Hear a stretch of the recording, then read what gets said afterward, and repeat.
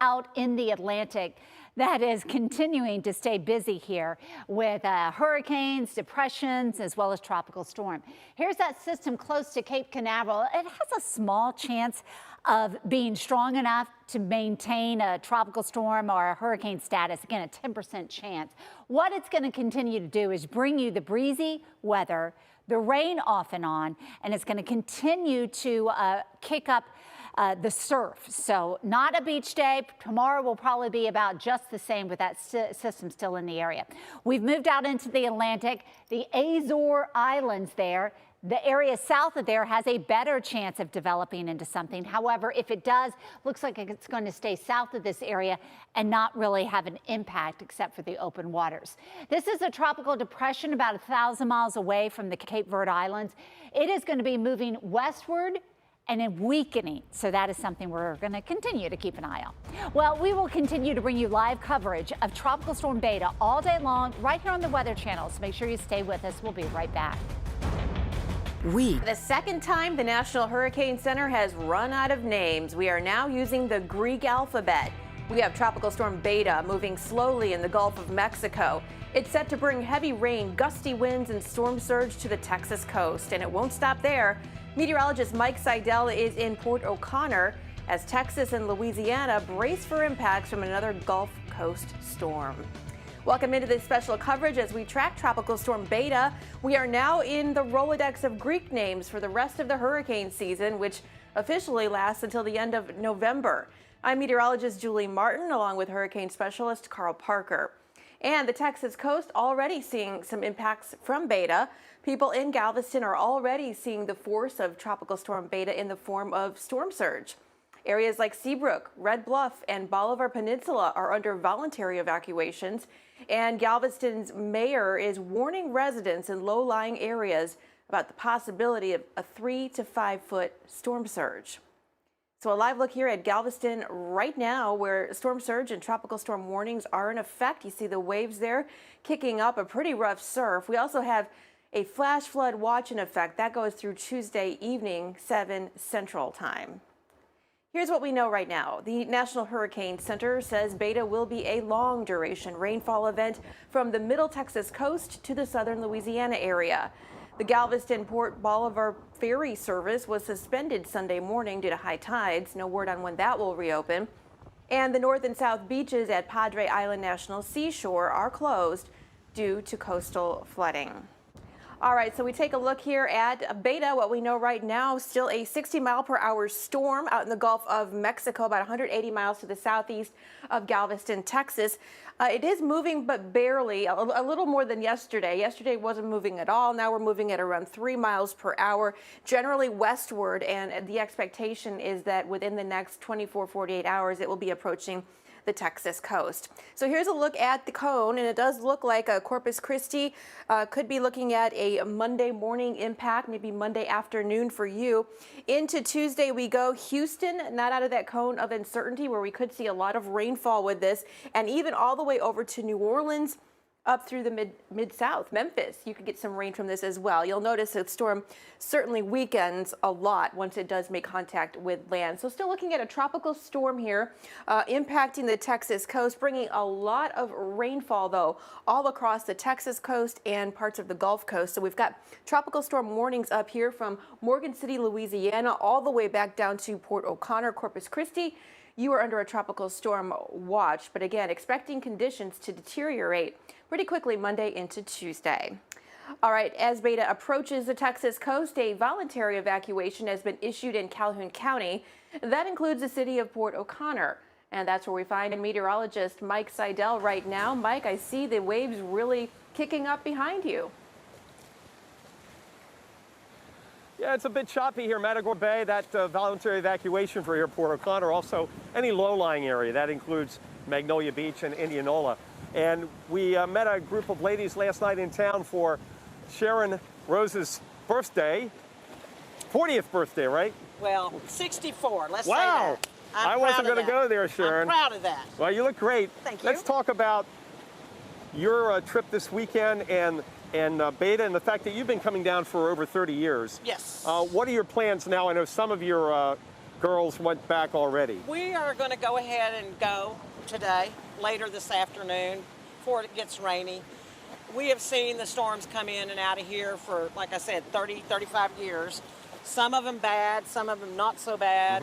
We've had northerns come in. This looks rough for Port O'Connor right here, but we've seen 10-foot waves come up over this wall in a northern that has come through. That's a lot of wave That's- action because we have the protection from the barrier islands here. We're Right. not getting the full force of the Gulf. Right. So, and we've rode out some, never anything that was too dramatic. You know, we're safety first. That's how we feel. That's great. And we don't want to get on the road when it's 100% chance of rain driving through Houston. You know, I mean, you don't do that thing. We're too old to do that stuff. I know how you feel. I'm the same age. And you're going back to Huntsville. They may actually get more rain there than here, as you know. Yes, but at least we'll be home. Yes. You know, And- and we'll be safe in our own homes. But up there. overall, you had a pretty good weekend. Oh, we've had a blast. Yeah, it takes more than a storm to dampen our spirits. There you go. We've been doing this group of girls. We've been friends for 35 years, and it's always the same group. And so when you're with your friends, that's your family. Is this the first time, though, you've had your birthday interrupted by any kind of tropical activity? This is the first time. 'Cause it is September, it's that peak of we the season. come every year for my birthday down here. Wow. So for 35 years, we've been coming to Port O'Connor for my birthday. So you just missed Rita back in 08. Yes, yeah. No, I'm sorry, in 05. 05, Yeah, 05, yes. right. And what about, we just have a few seconds, what was the situation here with Ike in 08? No damage that I know of. Yeah. Now we've had northerns come in where we've picked up stuff 5 blocks down that the water has flooded because of the rain. You know, we've had to go through the neighborhoods and pick up Right. stuff and bring them back to whoever owned it because we know who owns the stuff. So sometimes it's more the northerns than it is the hurricanes that we worry about. Okay, well, Sharon, thanks for joining us once again. Thank you. Have a safe trip back to Houston. You're going to run into some rain because they're closer to the center of the storm. And Carl Parker, you got more on it. As I mentioned earlier, Carl, we've covered all these tropical storms and hurricanes this year. And it's a pleasure to be out here today because we've got this breeze, but the dew point is down around 60. And the heat index is not a factor. We've had, so much hot, humid weather when you're on the beach in Florida. And just last week, Bay St. Louis, Lake Charles with Laura. So it's a whole different air mass, and it's all that dry air that has really complicated the forecast. Yeah, that is a really big part of the story, and you could see that very clearly last couple of days, this mass of dry air off to the west. And whenever you've got that much dry air getting tangled up with the tropical cyclone, you know it's not going to realize its potential. So you've got this sort of a bifurcation right now where there's an area of storms near the center, dry air wrapping in the underside of the system, and then a separate arm of rain that is coming into Louisiana right now. And we are getting some gusty wind in some areas. Winds now gusting to 30 miles per hour in New Orleans and gusting now to 25 in Victoria, and that's going to be stepping up through later today and into early tomorrow. Here's the visible satellite imagery, and this is very much like, looking down from orbit if you could, and you can see all the absence of cloud on the underside of the circulation and wrapping into the circulation. That is the courtesy of all that exceptionally dry air. Tropical cyclones feed on warm and humid air, and as soon as you introduce dry air into the situation, it kills off the thunderstorms. And without thunderstorms being able to wrap all about the center of circulation, you're just not going to see any intensification. So the forecast calling for the storm to hold its own as a mid-grade tropical storm until landfall. So there will be some wind with that. There will be some water level rise. Certainly, though, rain is what's got us most concerned. Here's the European model forecast showing you the storm coming in during the day tomorrow. And there we see heavy rain really stepping up there, maybe south of Houston towards Brazoria County, Galveston County, and then down the coast and towards Matagorda Bay as well. And then the storm's not going to move very quickly, and that's part of the reason why there's going to be a lot of very heavy rain, but it will weaken pretty dramatically as it moves onshore, and then what is left of it is going to begin to pick up speed and move up into Louisiana and eventually into Arkansas. So rain to come. Well, we're thinking it's probably going to be about 3 to 5 inches in the Houston metro area and south down into, as I mentioned, Brazoria County and Galveston County, down the Gulf Freeway. Also heavier rain in southern parts of Louisiana. That really could be the biggest impact from this storm. Certainly could be some flooding along with that. We are seeing some wind right now, and tropical storm force winds are probably going to come into those coastal areas south of Houston, southwest of Houston. We'll get some at least tropical storm force wind gusts along with stronger thunderstorms in particular. And there is concern about a water level rise. We've seen some pretty significant sound side flooding already with winds coming out of the north and storm surge warnings in effect up and down the coast there. So there's a look at the storm surge forecast. Remember, this is a high end forecast, so this is not going to be realized in all these different parts of the coast. So it's possible, and that's more possible as you get closer to that center of circulation. But Julie, certainly good news here as regards the intensity of the storm. That does bring down those wind and surge impacts, but we may hold on to some significant rain concerns, especially near that core, that center of circulation. Yeah, the flood threat is there. Nearly 7 million under a flash flood watch as Beta drifts toward the Texas coast. That includes the city of Houston. Despite picking up 30 inches of rain so far this year, that's nearly 5 inches below average, by the way. Beta could bring the Bayou City around 3 to 5 inches, as Carl mentioned, in the coming days. So Houston, a city that's very prone to flooding, of course, so we do have to watch this carefully. But right now, looking at the rain still to come from Beta, it does look like we'll see that 3 to 5 range stretching from Houston along the coast over to New Orleans. New Orleans and some of those southern Louisiana parishes could really pick up a lot of rainfall, and unlike Houston, there has been a lot more rain here, so the ground is very saturated in Louisiana. Houston, for you, as we mentioned, rain still to come over the next 5 days, maybe 3 to 5 inches. That goes for you here in Galveston as well as the surrounding areas. So again, we are hopeful that this keeps on moving and moving pretty quickly, and these bands don't slow down and really pile up. Timing this out here on your future radar, expect rain throughout the day on and off today, and then some of the heavier rainfall as Beta approaches coming in on Monday into Tuesday. This is a look at 2 o'clock Tuesday afternoon, and you'll notice some of those heavier pockets of rain certainly in the metro. So flash flood watches are up, and these will go at least through Tuesday, all the way from Rockport, Port O'Connor, where Mike Seidel is, up into Galveston, and of course the Houston metro area. So something to be aware of here. How much rain still to come as we get south of Houston? Not as much as we get down a little bit farther into the southern portions of Texas, Corpus Christi, Brownsville, maybe an inch or so coming your way. So the worst of the weather is going to be off to your north.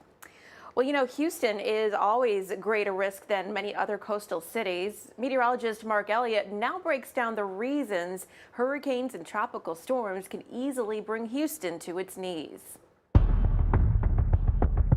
Surging waves and water from Hurricane Ike in 2008 battered the Texas coast just south of Houston and topped the Galveston seawall. A seawall built after the city was just destroyed by a much stronger hurricane in 1900 that killed more than any other storm in U.S. history. Although this massive feat of engineering and ingenuity gives the city of Galveston some protection, much more of this metropolitan area has no protection at all. Along the coast, anything sitting outside of the current seawall is just waiting to get wiped away by a hurricane. Without a surge protection system, the water is allowed to freely flow up into one of the most populated cities in this country. That could be catastrophic. The Houston metro area has grown about 650% since 1950, with many homes built in areas that will most likely go underwater in a strong hurricane. About 6 million people live in the region, meaning that about 1 million people would have to get out of the way of storm surge. That means evacuating on clogged highways through a massive city. Another danger is found in the Houston Ship Channel, the lifeline for the massive petrochemical industry. It connects directly to the Gulf. When a strong hurricane hits the coast, Gulf water is pushed into Galveston Bay and can surge miles inland, up to 20 feet deep.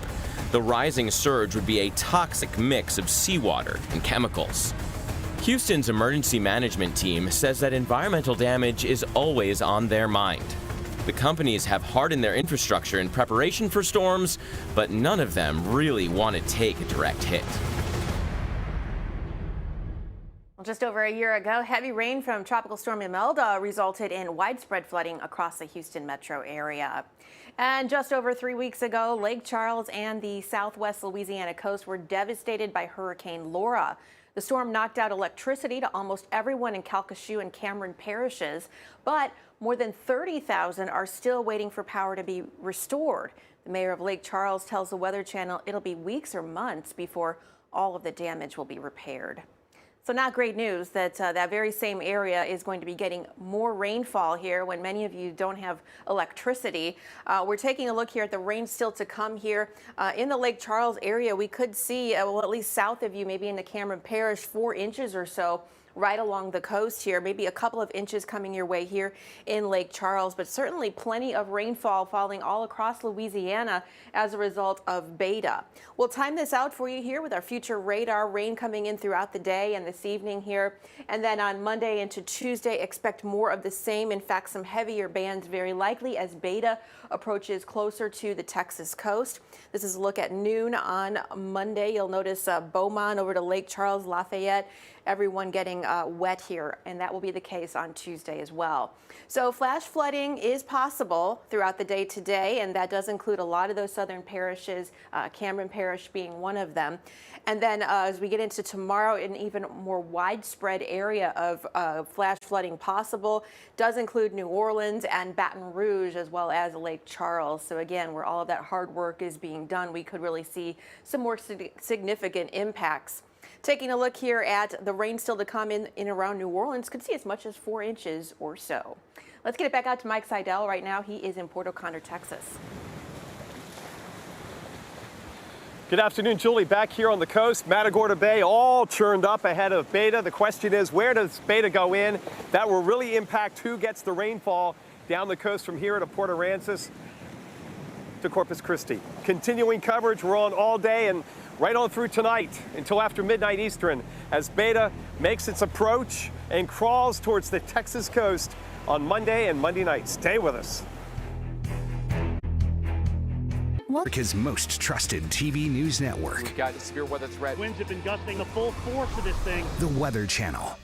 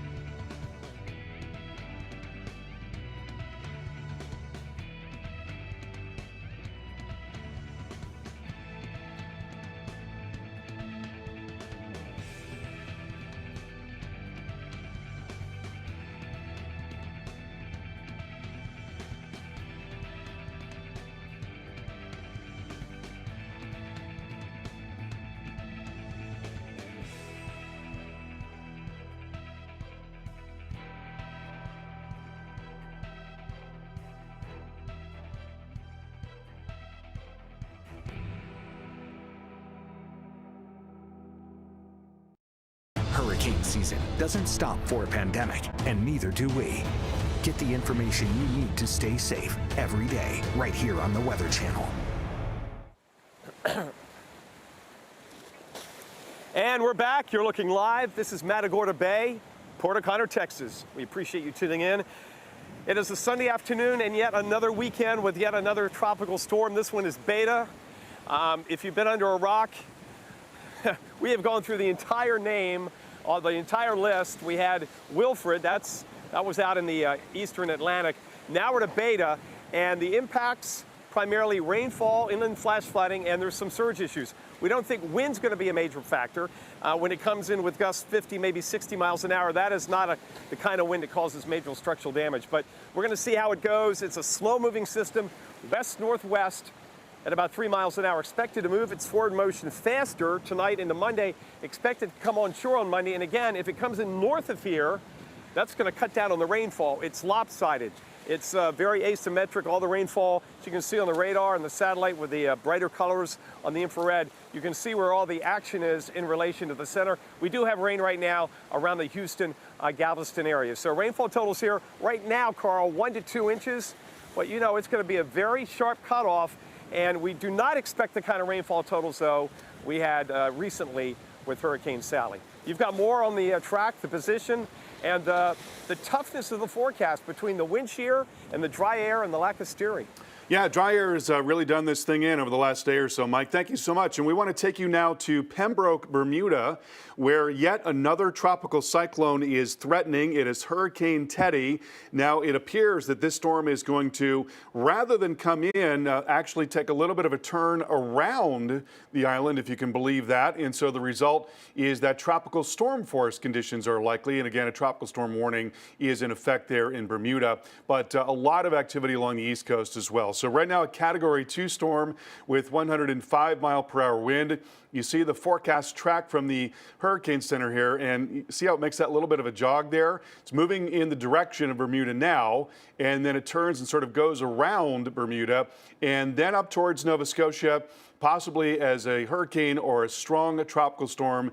So we certainly could be looking at some serious wind impacts there in the Canadian Maritimes. Now, one thing that we're watching is this big pressure difference. You've got, of course, very intense low pressure with Teddy, but then a very strong high that is built into the northeastern part of the U.S.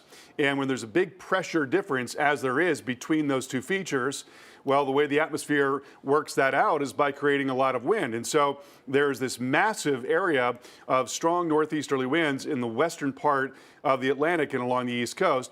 And the storm is only going to accentuate that. So we expect this very strong wind to continue to pile up water, and coastal flooding is going to be widespread along the East Coast, along with the rip current threat and a lot of wave action. Julie's going to have more on that in just a moment. You can see those very strong winds driving the clouds to the southwest there. So here's a look at the wave field, and you're talking about an enormous area of large waves here across the western part of the Atlantic and driving right into the east coast of the U.S. That coming up towards the Maritimes, and then it will slowly be on the wane as we get towards the latter part of this week, Julie. But you're talking about a lot of impact in many, many areas along the East Coast. And here's Julie with more on that. Yeah, you're right. You know, and despite Teddy being nowhere near the East Coast of the U.S., it's really going to bring that strong surf, the dangerous rip currents, the gusty winds. Coastal flooding already causing some problems in Pea Island, North Carolina. Overwash has closed a section of Highway 12 on Ocracoke Island, and Teddy could mean more bad news for the beaches along Carolina's coast and the Outer Banks, with huge breaking waves that could help erode beaches. So there you see it. We've had several places that have spots that have been nourished over the last couple of years, but those spots that haven't, and those are really on Hatteras Island, those places are probably going to lose a lot of sand out of this system, especially because it's just going to be around for a couple of more days with these 30-mile-an-hour winds on shore, these 8 to 10 foot to 11 foot breaking waves that are going to be knocking that sand out. So we are going to probably lose some beach out of this in a lot of spots that already were in not good shape. Yeah, unfortunately, one of the impacts there from Teddy. We take a look here at some of our coastal alerts, coastal flood warnings and advisories here in green. Much of Virginia, Maryland, also North Carolina, some of the Outer Banks areas where we could really see some of those impacts. Also in through Florida and some of the Georgia beaches, even South Carolina from Charleston up through Myrtle Beach. You could be looking at some coastal impacts from Teddy, which is well far offshore. So we look at basically the rip current forecast, and that is just sort of a blanket statement here across the East Coast. You're not going to want to get in those waters. They're going to be very rough, very choppy with strong rip currents up and down the eastern seaboard. Also, some of the rivers here already in flood stage, and we're expecting in the next 5 days, some of those may be coming into major flood stage. So that's going to be another issue as well that we'll have to watch. But impacts from Teddy certainly widespread here along the U.S. coast, even though the storm is expected, as Carl mentioned, to veer off into Canada. Stay with us. More on Beta in the Gulf when we come back.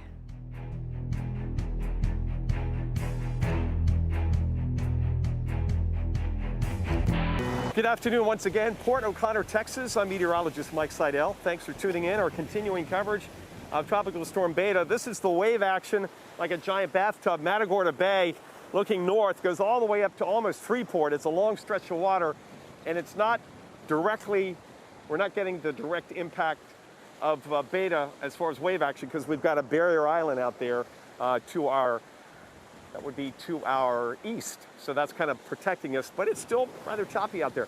Let's bring in Carrie Dean. She's a local resident here in Port O'Connor. Carrie, you've been here about a year, but you went through a lot of tropics and Ike and some big ones where you used to live up in St. Louis Pass. Right. Me and my family, we had a beach house right off of St. Louis Pass. So we've gone through about 3 storms. Our house went through Hurricane Alicia. Ike really hit us hard. We had 20-foot seas up. So, you know, we've kind of rode out a couple storms. I moved here in Port O'Connor about a year ago. And what have you been through so far? Well, we had Hannah earlier this year. We had Hannah. We had a lot of some flooding.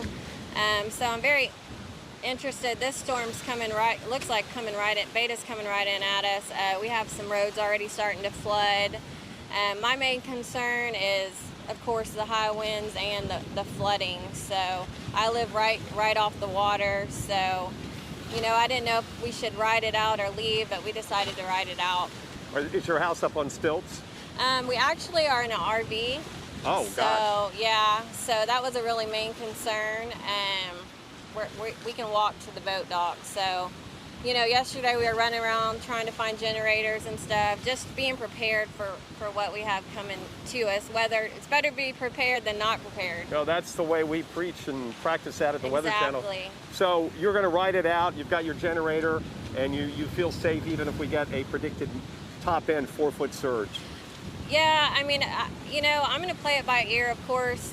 We got our generator. We stocked up on food, you know, in case we lose lights and flooding. I guess, you know, if it really does get bad, then I'll make the choice to leave.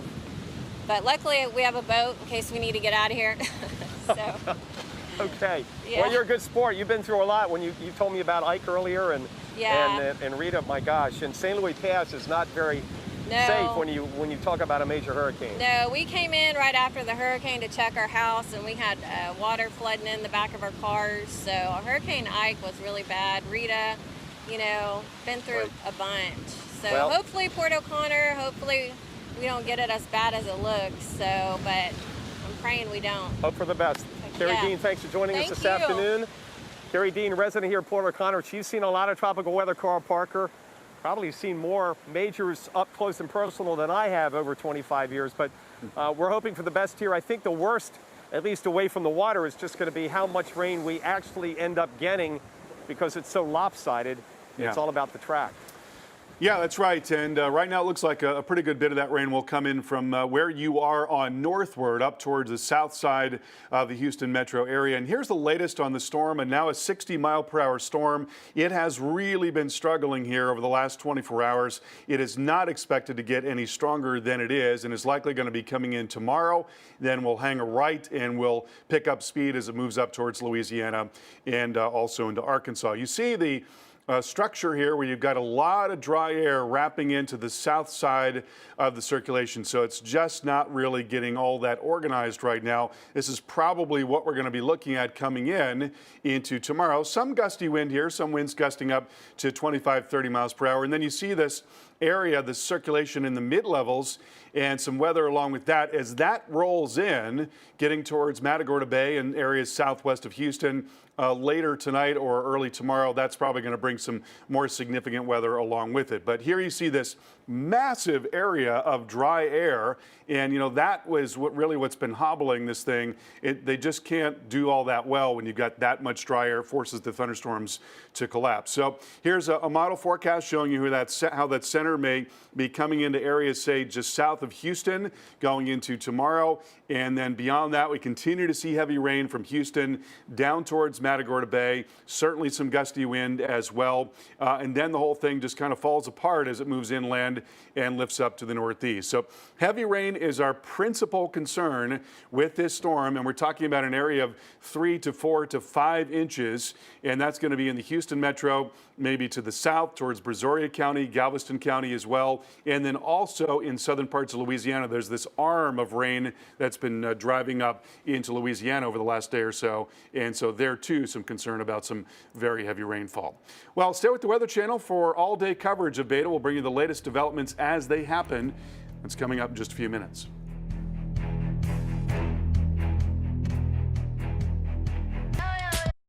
Get your daily dose of everything weather. Wow. Boy, do we have a lot to talk about. Weather Today from the Weather Channel. New episodes every day, only on Quibi. Welcome back to continuing coverage as we track Tropical Storm Beta, a long-duration rainfall event setting up for parts of Texas and Louisiana. Places like Houston, Galveston, New Orleans, and Alexandria, Louisiana, well, you're all in line for rain. Houston and Galveston, you're under a flash flood watch until Tuesday evening at 7 Central. So we take a look here at the forecast. Rainfall, I think, maybe the biggest threat here with Beta, and we're looking at, in general, around 5 inches of rainfall, perhaps maybe 3 to 5 from Houston all along the coastal areas in through maybe even New Orleans, at least some of those southern Louisiana parishes, which have already been hit so hard this tropical season. So at this point, that rain, certainly the flood threat is going to be one of the big concerns here. We do have the flash flood watch up here in Texas as well, from Rockport, Port O'Connor, where Mike Seidel is reporting from, up to Galveston, even the city of Houston. You could take on some flooding as a result of all of the rain, all of that tropical moisture that's going to be pushing in from Beta. How much rain are we talking about? In general, we think maybe 3 to 5 inches here in Texas. So places like Galveston could pick up slightly more, maybe 4 inches for you. Houston, you may get 3 to 4 inches. Again, if these bands do slow down, though, it doesn't take a whole lot to trigger flooding, as you know, in the city of Houston. So we're going to have to watch out for that. Flash flooding likely here in yellow. That does include the city of Houston. Corpus Christi, you could get a couple of inches of rainfall. Lake Charles hit so hard during Hurricane Laura, you could get plenty more rain coming your way, as well as New Orleans. So again, we'll have to watch for particularly this zone right here. We're talking about Port Lavaca, Matagorda Bay, Houston, Galveston, those areas where we could really take on quite a bit of water. We're talking about a bit of a storm surge as well as a lot of rainfall. So along with Texas, Louisiana is on high alert. Concerns there mounting as Tropical Storm Beta inches closer just weeks after Hurricane Laura lashed the state's Gulf Coast. Joining us on the phone right now from Baton Rouge is Mike Steele. He's the communications director with the Louisiana Governor's Office of Homeland Security and Emergency Preparedness. Mike, thanks so much for joining us. You bet. Thank you. You know, more than 30,000 customers still without power after Hurricane Laura. What about the threat of another tropical storm and the restoration process? Is that going to slow things down? Yeah, it's definitely not going to help anything. I mean, we still have a lot of people, like you mentioned, without power. There's been pretty remarkable progress considering more than 600,000 people were without power immediately after Laura. But when you have those conditions, you know, there's limited fuel supplies in certain areas. There's still a mandatory evacuation in Cameron Parish. And some of our gas distributors like Macro Oil in Southwest Louisiana have even had to set up like temporary gas stations in areas like Cameron Parish. So when you have all of those issues, you know, you're still dealing with, it's not the best scenario to see more severe weather, you know, come into play, but it's something we're going to have to deal with, and we're making sure everybody's ready at this point. Absolutely right. You know, the National Hurricane Center is saying it's a long-duration rainfall event here in southern Louisiana. So what should residents be doing right now to prepare? Obviously, if the tarps aren't up yet, you need to get those up before that really heavy rain moves in. Yeah, and, you know, our preparedness message, we feel like everyone's kind of gotten that at this point. You know, check your supplies, make sure you have a communication plan with your family, those types of things. But right now, with the recovery efforts in a lot of these parishes that are expected to be impacted, you know, people have started stacking debris out by the roadway in anticipation of the debris pickup programs rolling out and everything. So we're asking everybody to really pay attention to where you stack that debris. Make sure you don't impede any kind of drainage systems, you know, for your parish or your region, and you know, make sure there's nothing that could be flying around should any kind of high wind issues come up. And of course, travel. You know, we're already starting to see some problems developing, those could get much worse. So be careful as you plan your route if you're out traveling around certain areas. And if you don't have to be, don't get out there, right? That's Mike Steele. Absolutely. Thanks so much, Mike. He's the communications director for the Louisiana Governor's Office of Homeland Security Emergency Preparedness. So let's take a quick look at the timing here as we take a look at Beta. Certainly getting some rain coming into Texas as we speak. More of that coming throughout the afternoon here, reaching Houston as well as Galveston. This is going to continue into the overnight with some of those heavier bands pushing through as well. This is a look at 2 o'clock in the afternoon on Monday, and you'll notice some of those yellows, reds, those are indicating some heavier pockets of rain coming in to Texas in and around Houston. So Houston, for you, rain and wind over the next few days, in fact, and that's really going to add up. So again, we are concerned about the possibility, at least, of some flash flooding coming your way. Looks like we'll still be seeing, at least on Wednesday morning, some rain showers coming in. What about Lake Charles, of course, in recovery mode, as we just heard? Unfortunately, a lot of this rainfall is going to be continuing and be very persistent over the next several days. So this all from Beta, and as Beta gets closer to Texas, that moisture just keeps pumping through there in South Louisiana. So again, be prepared, where there's still a lot of recovery ongoing. Everything weather. Wow. Boy, do we have a lot to talk about. Weather Today from the Weather Channel. New episodes every day, only on Quibi.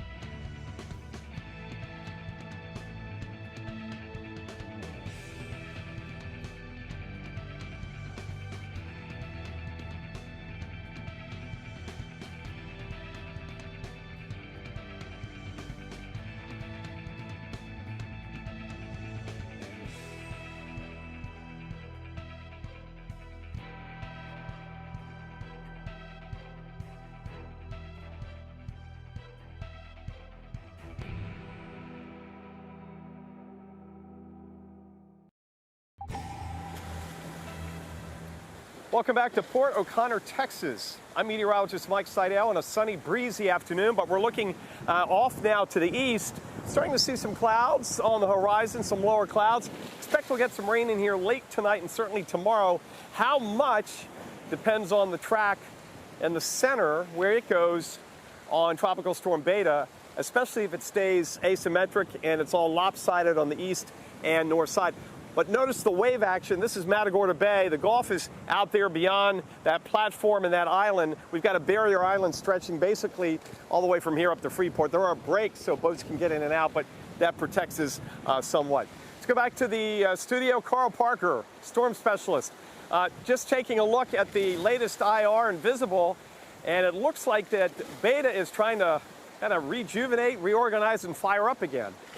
Yeah, I think that's true, Mike. It's definitely been sort of waxing and waning and trying to fight off all that dry air. And yes, there is certainly some thunderstorm activity associated with a mid-level center that is away from the low-level center. We'll show you that in just a second. So right now, it's a 60-mile-per-hour storm that is moving to the west-northwest at 3 miles per hour. We do expect that it's going to make its move towards the coast during the day tomorrow. That's the forecast from the National Hurricane Center. And then it's going to hang a right, essentially, slowing down for a bit along the coast there, turning right, and then accelerating as it moves out and towards the lower Mississippi Valley, and it's going to be in a much weakened state by that time. Now, here is a look at the satellite picture, and we've seen a little bit of a burst of thunderstorms here just in the last few frames. You notice that area of sort of darker cloud there, so it is trying to fight this dry air, but man, there's a lot of it out there. And so we'll continue to see that type of thing where it sort of waxes and wanes, but it's not expected that it's really going to get much stronger because the dry air is just going to continue to pester it right until it makes landfall. And here's a model forecast showing you how this thing may have this sort of asymmetric structure, maybe a little bit more of a ring of thunderstorms coming into the Texas coast during the day tomorrow, probably south and southwest of Houston and towards Matagorda Bay. And so we think one of the biggest impacts from this storm is going to be the heavy rainfall. That's likely going to be the calling card of the storm. Very heavy rain coming into areas from Houston and on south, 3 to 5 inches of rain, and then maybe more in some isolated areas. Now, talking about the winds, there's a pretty sizable area of tropical storm force winds. And so when we look at the current winds here, winds are now gusting to 40 miles per hour at a buoy that is well offshore. So tropical storm force winds likely coming into areas from Houston and on southward, at least gusting to tropical storm force, and then down towards Matagorda Bay. So probably not much in the way of structural damage, but there could be some trees down, that type of thing, some power outages. And then also that's going to pile up the water. And so there is a storm surge warning now in effect from southwest Louisiana all the way down the coast, just northeast of Corpus Christi. Another storm that we're watching is Hurricane Teddy, a Category 2 storm that is likely to slide just to the east of Bermuda, where a tropical storm warning is in effect. They're expecting tropical storm force winds there, and that's an island that is generally very, very well prepared for tropical cyclones. But the other thing that we're watching is this vast area of strong wind being driven down by a front and the difference in pressure between Teddy and the high pressure that is coming to the northeast. So that strong flow is setting up coastal flood potential and a rip current threat up and down the coast. There you see the coastal flood warnings, those extending all the way down into the east coast as well. And that is going to continue to be a threat right into the early parts of next week. Well, we want to get an update on the fires in the west now, and here's Julie with that. That's right. Those unrelenting fires continuing to blaze the west. The Bobcat fire is approaching 100,000 acres, and it's only 15% contained, making it one of the largest wildfires in Los Angeles County history. Fire officials hope lower temperatures and calmer winds Monday and Tuesday will help get them the upper hand on this blaze. Still, though, more than 80 wildfires burning here in the west. Do see some rain in the forecast. We've picked up a little bit places like Oregon, Washington State here. And over the next 7 days, we do expect to see maybe as much as even 3 to 5 inches, maybe in and around the Seattle area. Portland expected to get some rain here, as well as Medford, which will be helpful, certainly. The air quality is still really poor in all of these areas, though, and over the next couple of days, we're really not going to be seeing the rain in a place like Portland. Temperatures will be in the 70s, mostly sunny conditions. That rain expected to start by midweek and then last throughout next weekend. But as I mentioned, still really tough to breathe in some of these areas. Poor air quality here all along the fire zones. Certainly going to be having to take it easy out there. And this is just a look at your smoke forecast. And there you can clearly see just a lot of that smoke still creating a really large problem here in the west. So we'll continue to stay on top of the fires for you as well. Be sure to stay here with the Weather Channel for all-day coverage of Beta. We'll bring you the latest developments as they happen, plus the expert analysis you won't get anywhere else. For the second time, the National Hurricane Center has run out of names. We are now using the Greek alphabet. We have Tropical Storm Beta moving slowly in the Gulf of Mexico. It's set to bring heavy rain, gusty winds, and storm surge to the Texas coast, and it won't stop there. Meteorologist Mike Seidel is in Port O'Connor, Texas, as Texas and Louisiana brace for impacts from yet another Gulf Coast storm. Welcome into this special coverage as we track Tropical Storm Beta. We are now in the Rolodex of Greek names for the rest of the hurricane season, which officially lasts until the end of November. I'm meteorologist Julie Martin, along with hurricane specialist Carl Parker.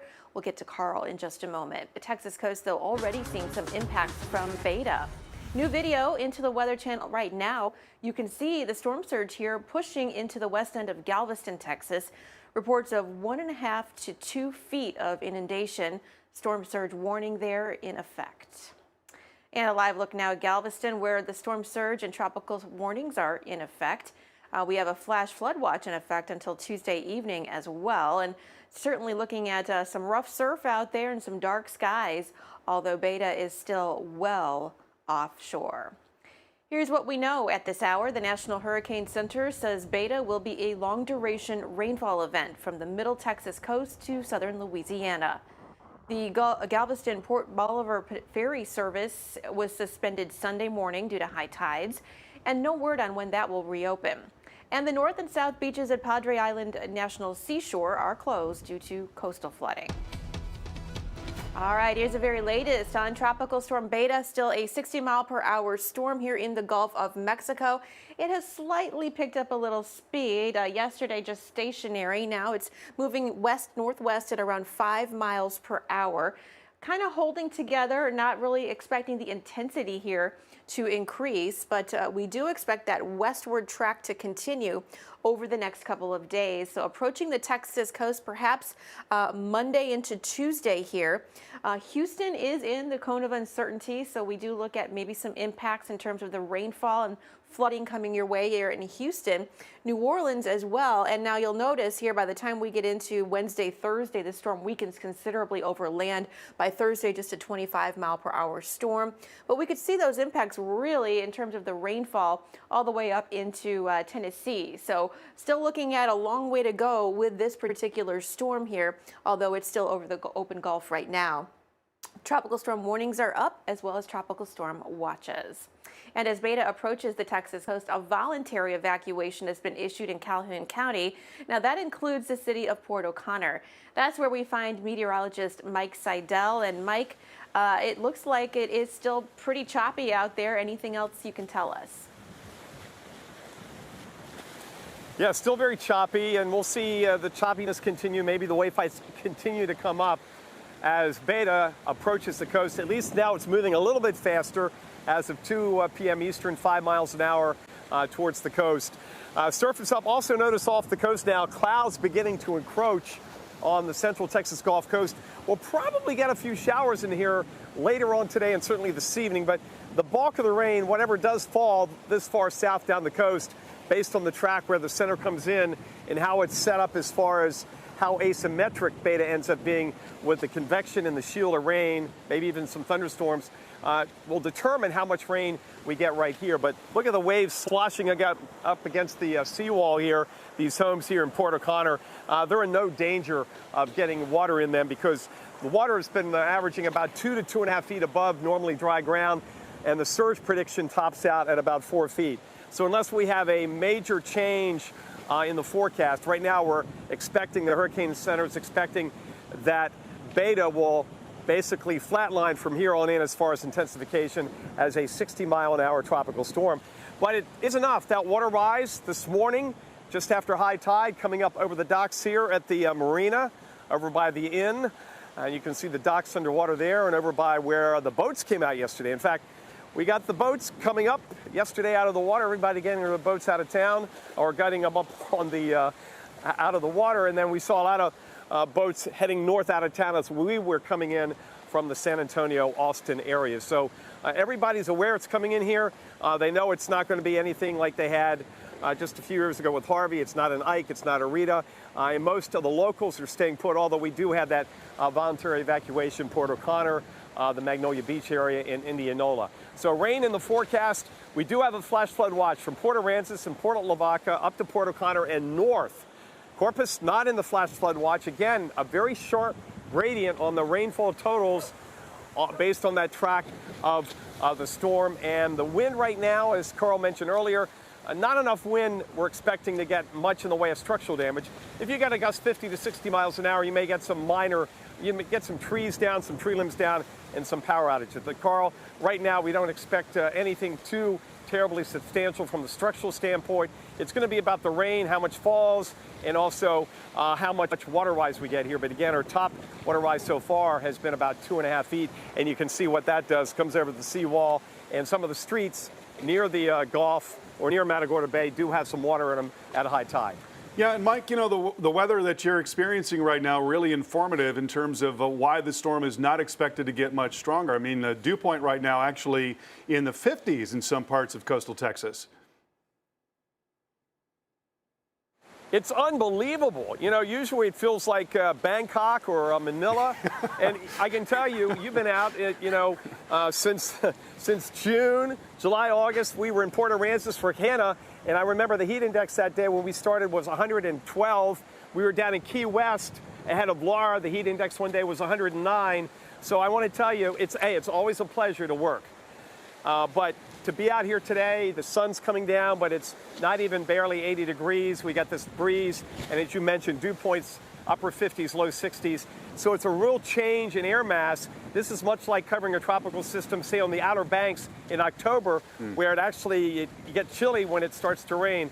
And that's really part of the crux of the issue. We're trying to forecast this thing, Carl, because all the dry air, not only at the surface, but aloft, you look on the water vapor, and it's just about the entire western part of Texas out into the Gulf. And here in Matagorda Bay, there's so much dry air getting kind of sucked in on the western side of Beta. Yeah, pretty difficult for a tropical cyclone to do well in that environment. Mike, thank you so much. And here is a look at all of that dry air. And I mean, it's just incredibly prevalent across the Lone Star State and into the western Gulf. And as that dry air gets involved in the circulation, what it does is it kills off thunderstorms. It makes it much, much harder for this storm to maintain a whole series of storms around the core. And that's critical to seeing the storm intensify. So, it's holding its own right now, but you can see where the dry air is wrapping around the underside of the circulation there. Just a little bit of a resurgence of thunderstorms near that center. And by the way, the center is actually reformed a little farther to the west, more aligned with what we were thinking was a mid-level center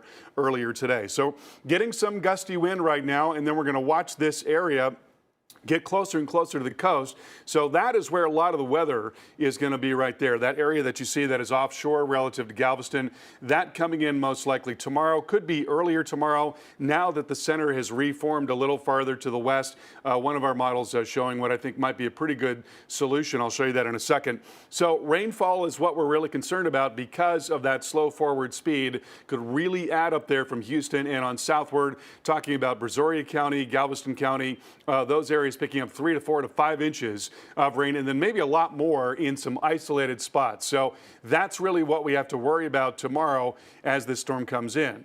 Now, you look at storm surge, and what's interesting about this is if you follow us on a regular basis, we talk about the big onshore push of wind and water. And in this case, you've got nothing but an offshore wind there in Texas. So why are we seeing these water level rises? Well, the answer is that all of these gauges are located on the sound side. So the one in Galveston coming off of Galveston Bay, and then the one farther south, Port O'Connor, that's coming off of Matagorda Bay, and then the one in Rockport coming off of Aransas Bay. So that's where we're seeing these water level rises. But eventually, as the storm comes in, we are going to see more of an onshore push, and that's likely going to be early tomorrow. So storm surge warning in effect there along the Texas Gulf Coast and parts of Louisiana. Here is one of our high-resolution models, I think doing a pretty good job of forecasting the storm based on particularly the most recent fix. And so you see it bringing that core onshore into tomorrow morning. So that's when you could expect to see the maximum wind and water level rise there, and along with that very heavy rain. And then that center continues to weaken and move farther into the hill country before starting to take a right there and moving out in Arkansas and Louisiana. So the probability of tropical storm force wind, a little higher in areas south of Houston. And we're again talking about coastal areas in Brazoria County, Galveston County, and farther off to the southwest. So Julie, most likely not a lot of structural damage with that level of wind, but we certainly could be looking at some tree limbs coming down and some power lines coming down in those areas where the probabilities are highest. Over to you. Yeah, and the flooding, nearly 7 million under a flash flood watch as Beta drifts toward the Texas coast. That does include the city of Houston, packed in there with the clouds right now. Despite picking up 30 inches of rain so far this year, which is 5 inches or so below average, Beta could bring the Bayou City around 3 to 5 inches in the coming days, so maybe making up for that. So again, Houston, a very flood-prone city, so we're going to have to keep an eye on this, certainly. And in Louisiana as well, where we've just been saturated this season, we're looking at as much as maybe 5 to 8 inches of rainfall in some of these extreme South Louisiana parishes. The Lake Charles area, once again, where you're rebuilding still from Laura, you'll be getting some more rainfall, maybe 2 to 3 inches coming your way, and again, maybe 3 to 5 for Houston as well. So we take a closer look here at Houston and Galveston. Mind you, the storm expected to come in somewhere right around here. But with that, really just bring kind of a big slug of moisture. As Carl was mentioning, the winds may not be as much of an issue, particularly farther inland in places like Houston, but the rain will be. And so again, heads up for you here. We do have a flash flood advisory up for you, and we will see the rain continue over the next couple of days, and some of that rain could be pretty heavy. So rain throughout the day and through this evening into the overnight hours for you in Houston and in Galveston. This is midnight. You'll notice this big slug of moisture right here perched to come inland from the Gulf, and it will. So we're looking at some of these bands setting up and being heavier in nature, and that could trigger the flash flooding. Houston, your drainage system, those bayous are going to be working here, I'm afraid, to keep you safe there over the next couple of days. And speaking of Houston, you know, it is the 4th most populous city in the nation. Its people, well, they live in fear that another Hurricane Harvey could happen. Meteorologist Mark Elliott explains why flooding rain could be catastrophic for the city. I've lived in Houston for 40 years and I've never seen anything like this. Scenes like these are becoming more frequent in and around Houston. Flooding, the city's prone to it. Let's take a look at some of the reasons why it's so vulnerable to flooding. The Houston metro area has grown by a staggering 650% since the 1950s and is now home to more than 6 million people. More people, more buildings. What makes matters worse, Houston has very poor drainage. And in Galveston, if the seawall gets wiped out by a hurricane, without a surge protection system, water would overflow into the city, which could be catastrophic. Storm surge isn't the only problem. Heavy rain from tropical systems or otherwise can cause havoc. For example, in August of 2017, Hurricane Harvey dumped more than 40 inches of rain in just a few days, causing unprecedented flooding. More than 150,000 Houston area homes were damaged or destroyed. Overall costs, $125 billion. Then in April of 2016, a storm caused parts of Houston to get 10 to 15 inches of rain in less than 12 hours, flooding roads, homes, and businesses, and 8 people were killed. Harvey, the April 2016 floods, and the Memorial Day flood in 2015 have already shown how damaging floodwaters can be in Houston, and the city remains a prime candidate for future disasters. Last September, heavy rain from Tropical Storm Imelda resulted in widespread flooding across the Houston metro area. And just over 3 weeks ago, Lake Charles and the southwest Louisiana coast were devastated by Hurricane Laura. The storm knocked out electricity to almost everyone in Calcasieu and Cameron parishes. More than 30,000 are still waiting for the power to be restored. And the mayor of Lake Charles tells the Weather Channel it'll be weeks or months before all the damage will be repaired. So still plenty of recovery ongoing in these parts, and unfortunately, with Beta, more rain coming in as well. So here in and around Lake Charles could see 2 to 4 inches of rain over the next couple of days from Tropical Storm Beta. Certainly as we get farther south, right near the coast there, Cameron Parish, where there's still, I believe, a mandatory evacuation order in effect, could see as much as 4 inches of rainfall there for you. Timing this out, the rain falling throughout the day, this evening, tonight, into the overnight, and then again tomorrow, here we go. And then as Beta gets closer to the Texas coast, that rain just keeps pumping on in. So expect a very rainy Monday, Tuesday, as well as possibly Wednesday. Flash flooding possible today in green here along the coastal areas. New Orleans should be okay for today. Tomorrow, a different story. Could see some more heavy pockets of rain set up in and around New Orleans as well. So those pumps are going to be working. Baton Rouge, another area, as well as Lake Charles, again, where flash flooding is certainly possible. So it's something to be aware of. And taking a look at the big picture here, some of the heavier rainfall could be in those extreme southern Louisiana parishes here where it's very low lying anyway. So take it easy out there. Right now, though, we want to get back out to Mike Seidel. He's in Port O'Connor, Texas, which could also pick up some decent rain. Yes, indeed, we've got rain coming in, and certainly by this evening and tomorrow night as Beta makes its move towards the coast. At least it's got more forward speed, and because of Beta's being out there, we've got you covered. Coverage on the Weather Channel, more live coverage from the coast. We're live tonight until 1 a.m. Eastern and then back early in the morning to keep you updated as we cover Beta from the Weather Channel in Atlanta. You're watching America's most trusted TV news network. We've got a severe weather threat. Winds have been gusting the full force of this thing. The Weather Channel.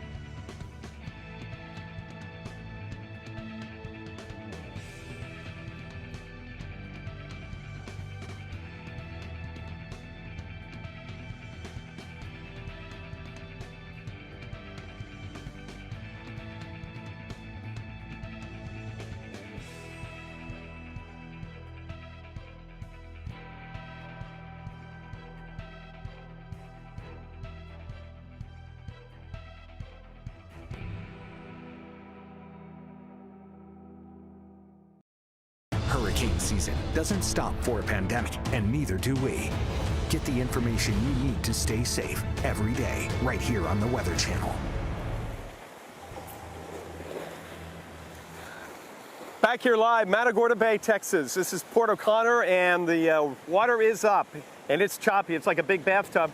Now, what we have going for us here a little bit is we've got a break. That is the barrier island or islands that stretch up and down this part of the Texas coast. Matagorda Bay goes all the way up towards Matagorda, then another portion up towards Freeport. So we're not getting the full effect visually of the waves that you would see out on the beach, say like at Port Aransas. But also notice as we look off to the north and east, skies are getting a little bit more cloudy. So we do have some rain approaching, and Coral Park will have that in a minute on radar. But high tide, again, is not until after midnight. We have a low tide coming in about the next hour. Water's been running 2 to 2.5 feet above normally dry ground. The surge forecast here from Port O'Connor north is 2 to 4 feet south. Port Aransas, Port Lavaca, 1 to 3 feet. And again, Carl, it's all about the track, and it seems to be reorganizing. And our Hurricane Center at 2 p.m. said it's trying to redevelop the center a little farther west. It is moving faster, but it's still all about the track and how much wraps around. And that is the factor on how much rain we get this far south down the coast from tonight into Tuesday morning. Yeah, that's right. And with that reformation we've got. Go ahead, Mike. First, I was going to say I'm sorry. First, though, we got to talk about Hurricane Teddy. We don't want to forget about Teddy and how it's impacting Bermuda. Yes, and exactly right. We are seeing a reformation of the center, and so that could mean the storm moving in a little bit more quickly, maybe more towards tomorrow morning as opposed to the afternoon. Look at these waves that have come into Bermuda there. Just fantastic wave action. Now, fortunately, Bermuda is not generally as susceptible to coastal flooding and surge as are a lot of places, because a lot of the island has very high cliffs there. You can see a little bit of that showing up there, but look at the power of those waves there. I mean, that is what you get out of not just an incredibly strong hurricane, but also a very strong wind gradient that is related to high pressure building into the northeast. So that is what's going on across a lot of the western Atlantic right now. Teddy is a Category 2 storm, 105-mile-per-hour wind, and it's forecast to slowly weaken over the next couple of days. It's going to jog a little bit to the east of Bermuda, so most likely tropical storm conditions in Bermuda. That's why there is a tropical storm warning in effect. And then the storm coming up towards Nova Scotia could either be a hurricane or a strong tropical storm at that time. So certainly some serious wind impacts on the way for Halifax and Nova Scotia. Now, this is what I was telling you about. You've got this high pressure that has built into the northeast, and that's indicated by the blue coloring there. And then the red coloring is showing you where there's low pressure. And when you've got a really big change in pressure over a relatively short distance, well, the way the atmosphere deals with that is by producing a lot of wind. And so we're seeing this huge fetch of very strong northeasterly winds coming down and along that front and all along the East Coast. It's so profound that you can see it really, really well in the cloud pattern there along the East Coast,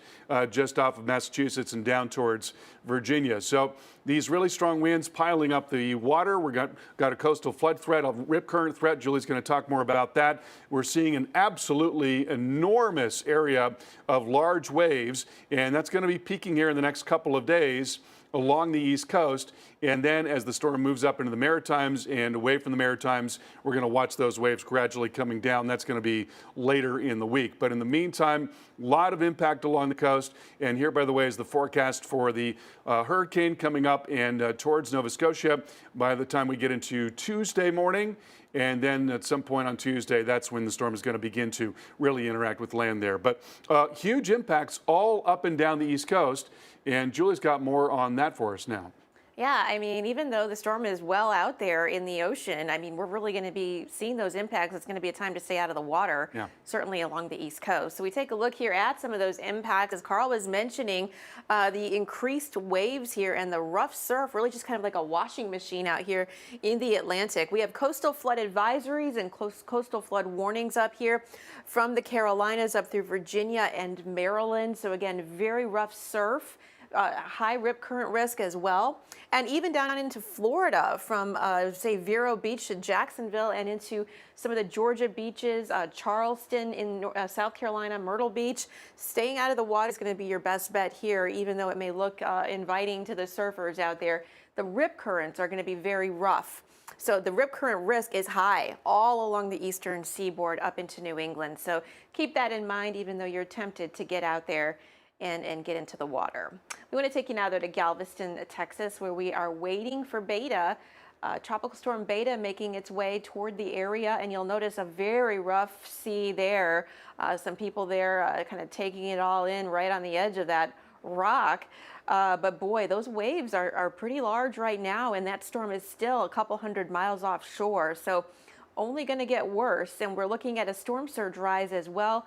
Could see about a 2-foot rise in general in and around where Mike Seidel is there at Port O'Connor, and then as we get toward Galveston, maybe about a 2-foot rise as well, with flooding rain, by the way. Incomparable. Welcome back to our continuing coverage of Tropical Storm Beta, now a 60-mile-per-hour storm and moving at 5 miles per hour on its way for the Texas coast, and could be coming in during the day tomorrow, either earlier in the day or perhaps into the afternoon. We are seeing a little bit of a position change here, and so that would imply perhaps an earlier landfall as the low-level centers redevelop more towards a little mid-level center that we've been watching on radar for a while now. So the storm coming in most likely as a mid-grade tropical storm. We don't think it's going to get much stronger, certainly producing very heavy rain around Houston and points south.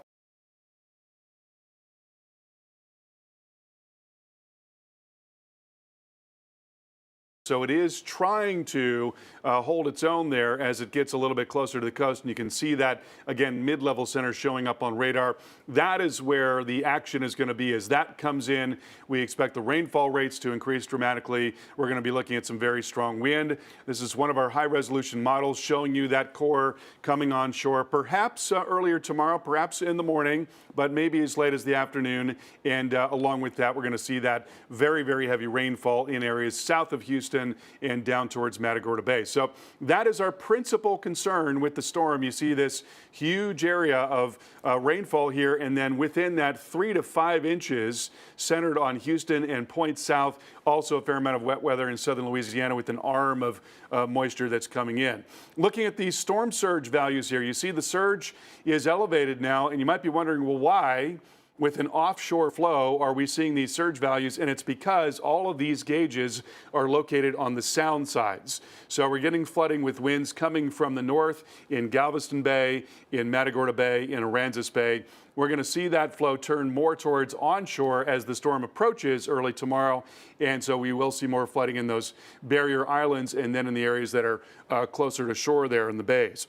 So you see the storm surge warning in effect, and that in effect from southwest Louisiana all the way down the coast, looking for a water level rise of 2 to 4 feet in these areas. Winds right now 33 miles per hour in Galveston, and that is only going to be stepping up through tonight and into tomorrow.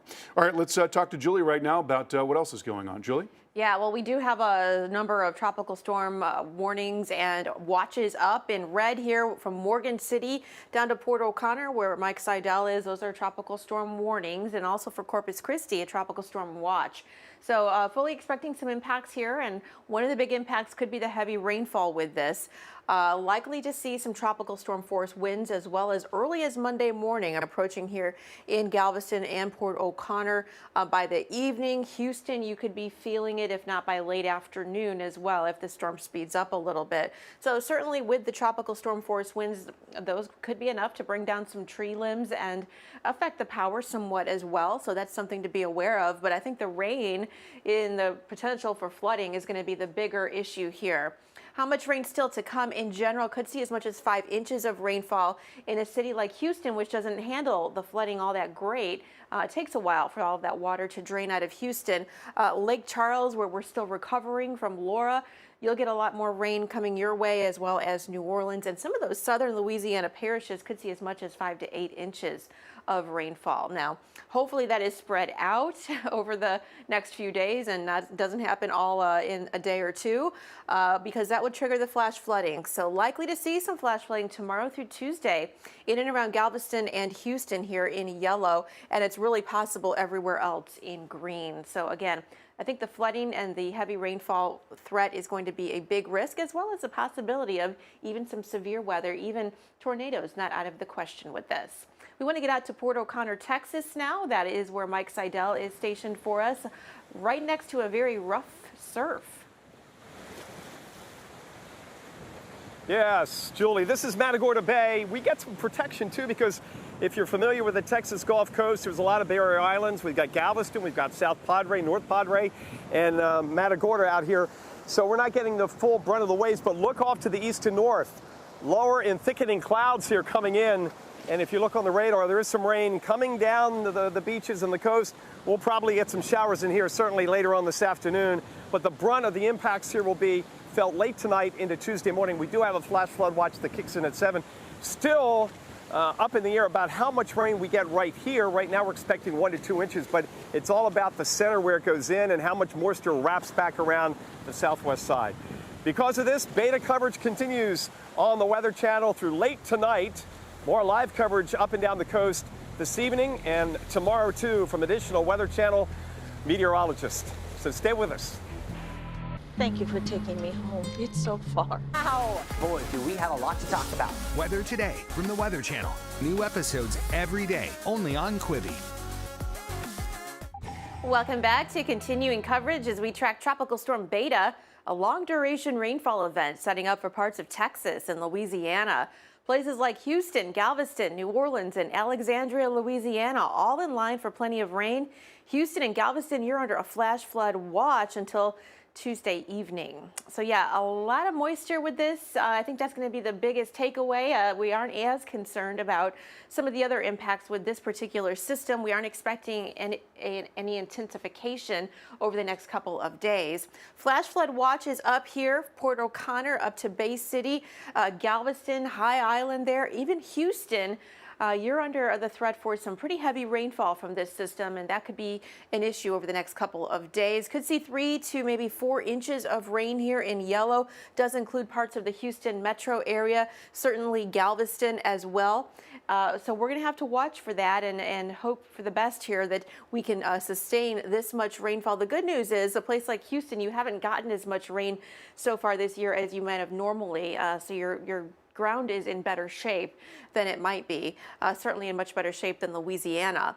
Taking a look at likely, though, some flooding to take place tomorrow through Tuesday morning there for you in Houston, Galveston, and everyone in yellow. Everyone in green, it is likely that we could see some flooding coming your way, or at least possible anyway. And then we look at some of these areas here in Louisiana where we think the rain could really pile up, certainly right along those coastal areas, which are already just saturated after a tough tropical season. Lake Charles in particular, and Cameron Parish, where we could get another 4 inches of rainfall. Certainly not what you need for the recovery efforts there. That area hit very hard by Hurricane Laura about 3 weeks ago. Lafayette, another area. And then as we get closer into New Orleans and some of those southern parishes, we could see maybe as much as 4, 5, 6 inches of rain. So that's a lot of rain at sea level or below. Well, you know, it's been a little more than 3 weeks since Hurricane Laura slammed into the southwest coast of Louisiana. And in the days since, it's been a struggle for survivors recovering.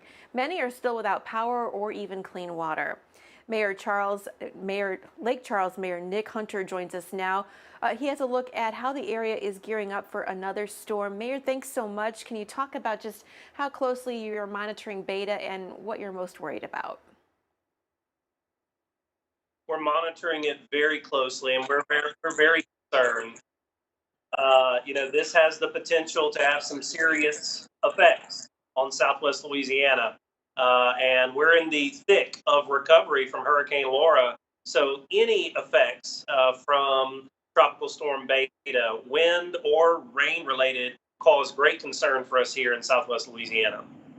I know there in Lake Charles, you were hit extremely hard with Laura, and the power was an ongoing situation. Can you update us on that right now and how this extra rain and wind could further delay that? Well, that's the other thing. It's not only the effects of Tropical Storm Beta, but it's also putting an unfortunate pause into our recovery. So we have trucks that are out picking up debris right now. We have crews that are working on electrical lines. And some of those things, unfortunately, have to pause if wind speeds get up to a certain amount or if the weather becomes too inclement. So those are going to continue. But again, it's just really, you couldn't have picked a worse time to have something like this happen for Southwest Louisiana. 2020 has been quite a year to handle so far. It sure has. Now let's talk about Calcasieu Parish. Residents there, many of them have returned and they're going to try to prepare for another storm, but very hard hit area. Talk about that area in particular and some of the maybe concerns more specific to that region.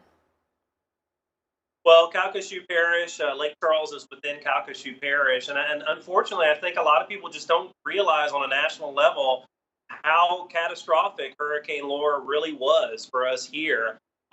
We see it every day. These are our homes. These are our brothers and sisters and neighbors. And there's a lot of pain and a lot of struggle right now in Southwest Louisiana. There's a lot of people that don't have homes to come home to.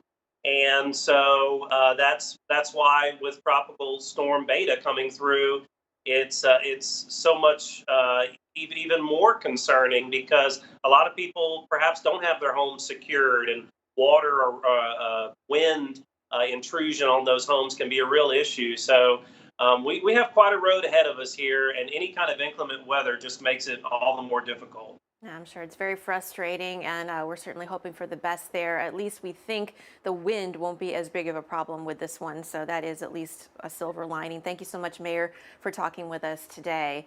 We'll time out for the rain for you here in places like Texas right now. Galveston, you'll see the rain throughout the day, as well as Port O'Connor. Houston starts to come in as well, and then some of the heavier bands setting up on Monday in through Tuesday as Beta gets closer and closer here and moves inland. So certainly looking at a long duration event as we've been talking about, and that could trigger the flash flooding. Houston, a few days of the rain and the wind coming your way at least through midweek. And we'll look here at New Orleans as well, another place where we think could pick up quite a bit of rain, and especially those southern Louisiana parishes, unfortunately, where we don't need any more rain or any more problem in terms of the weather given this tropical season. We'll be right back. Gene, did you know Geico is now offering America's most trusted TV news network. We've got a severe weather threat. Winds have been gusting the full force of this thing. The Weather Channel.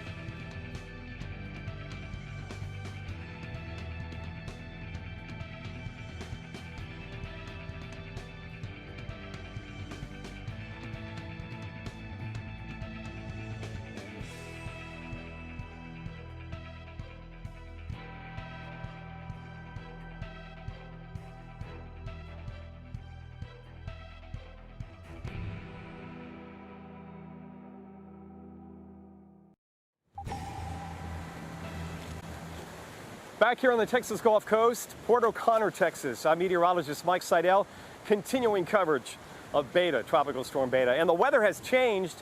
We came out here, beautiful sunny skies. Now the clouds have come in, the higher clouds, now the lower and thicker clouds. And we've got some rain on the radar not far away, just up the coast by about 35 or 40 miles up towards Matagorda, coming down from Freeport. So we're going to have a line of showers come through here.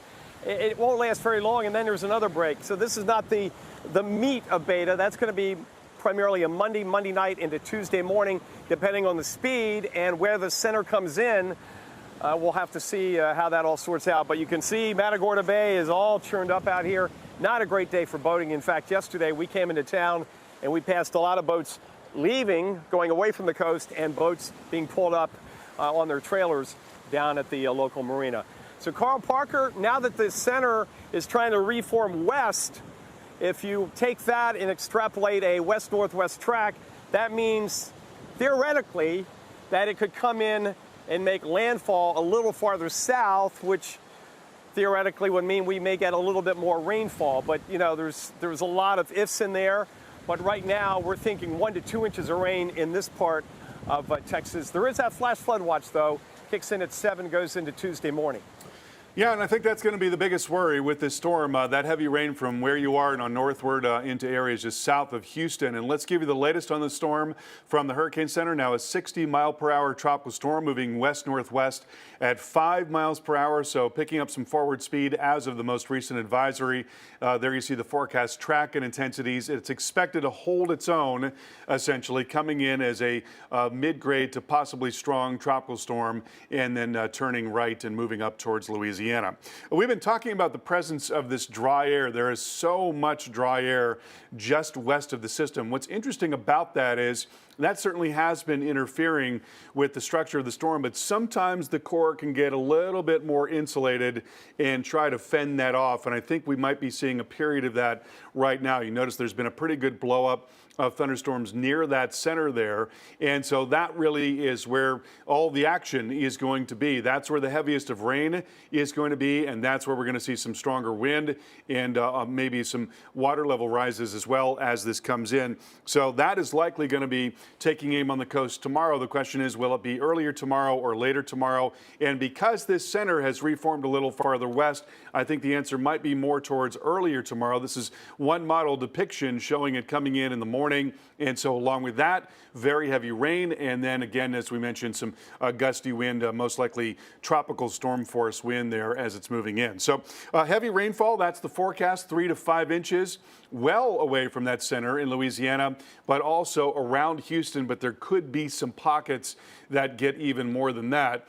And then we look at the winds here. You've got this pretty sizable area of tropical storm force winds. Already the winds are getting gusty in some areas, now gusting to 33 miles per hour in Galveston, and that is only going to step up through the night tonight. So by tomorrow, we expect that at least tropical storm force wind gusts will be coming into areas near Houston and southward down towards the southwest and towards Matagorda Bay. Those will be the spots that get most of the weather in terms of the wind and rain and some surge as well.